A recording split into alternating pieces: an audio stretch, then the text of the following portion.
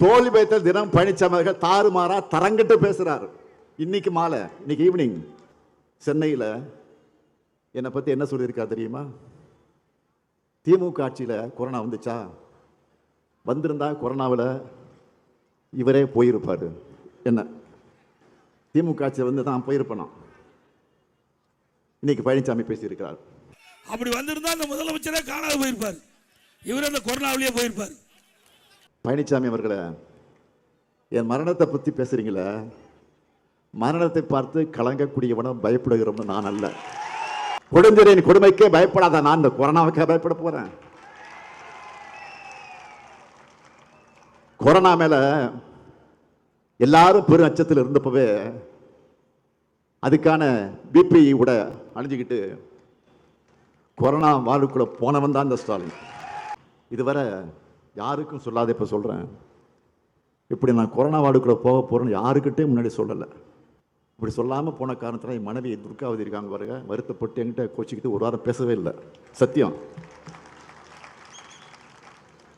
மக்களை காக்க எந்த அளவுக்கு துணிச்சலாக செல்லக்கூடியவன். அதுக்கெல்லாம் பயந்து நான் அரசியல் தலைவராக இல்லை. பழனிசாமியுடைய கீழ்த்தரமான பேச்சை கேட்ட பிறகு என்னுடைய வருத்தமெல்லாம் என்ன தெரியுமா? தந்தை பெரியார், பேரறிஞர் அண்ணா, பெருந்தலைவர் காமராஜர், மக்கள் தலைவர் எம்ஜிஆர், இனமான பேராசிரியர்னு எத்தனையோ பண்பாடு மிக்க பெருந்தலைவரோடு நேரில் பழகக்கூடிய நீண்ட அரசியல் அனுபவம் கொண்ட நான் இன்னைக்கு இவருக்கெல்லாம் பதில் சொல்ல வேண்டிய நிலை இருக்கேன்னு நினைச்சு உண்மையிலே வருத்தப்படுறேன். அதிமுக பொதுச் செயலாளரான பிறகு பழனிசாமி ஜெயிச்சதே இல்லை. அவர் பொதுச் செயலாளரான பிறகு எங்கேயாவது ஜெயிச்சிருக்காரா? திமுக தலைவரான பிறகு உங்களோட ஆதரவால நான் தோத்ததே இல்லை.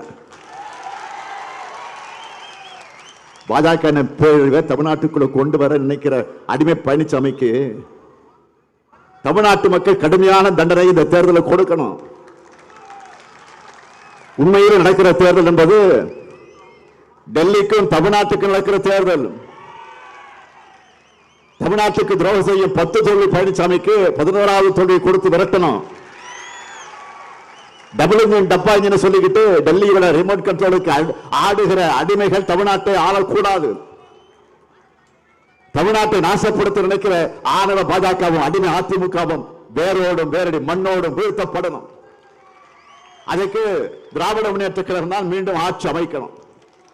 கலைஞரின் மகனா கேட்கிறேன், சூப்பர் ஸ்டார் யாருன்னு கேட்டா சின்ன குழந்தைகள் தேர்தல் அறிக்கை சொல்லும். அதான் நான் பிரச்சாரத்திற்கு கிளம்புறதுக்கு முன்னையே நம்ம சூப்பர் ஸ்டார் நமக்காக பிரச்சாரத்தை ஸ்டார்ட் பண்ணிட்டாரு. நல்லா கவனிங்க. வாக்கு எண்ணப்படக்கூடிய மே 4, அந்த நாள் என்ன நாள்னா கல்யாண நாள்னு சொல்றாங்க. கல்யாண நாள் அன்னைக்கு மே 4. நான் தேர்தல் அறிக்கை வெளியிட்ட நாள் தான் நம் வெற்றிக்கு நிச்சயதார்த்த நாள். அப்படிப்பட்ட அறிவிப்புகள் இந்த தேர்தல் அறிக்கைகளை நிறைய இருக்கு. ஏன்னா சொன்னதை செய்த கலைஞர் மகன் நான். சொன்னதை மட்டும் இல்ல, சொல்லாததையும் அதிரடியா செய்கிற ஸ்டாலின் தான். செஞ்சல அதிரடியா இந்தியாவே திரும்பி பார்க்கிற மாதிரி கலைஞர் மகளிர் உரிமை திட்டம் 5000 ரூபாய் காலைல 5 மணிக்கே போட்டாச்சு. எல்லாருக்கும் ஷாக்கு, அதிர்ச்சி, இன்ப அதிர்ச்சி. இவ்வளவு துரோகனை செஞ்சுட்டு கூச்சமே இல்லாம மக்கள் கிட்ட வந்து வாக்கு கேட்க வராங்க.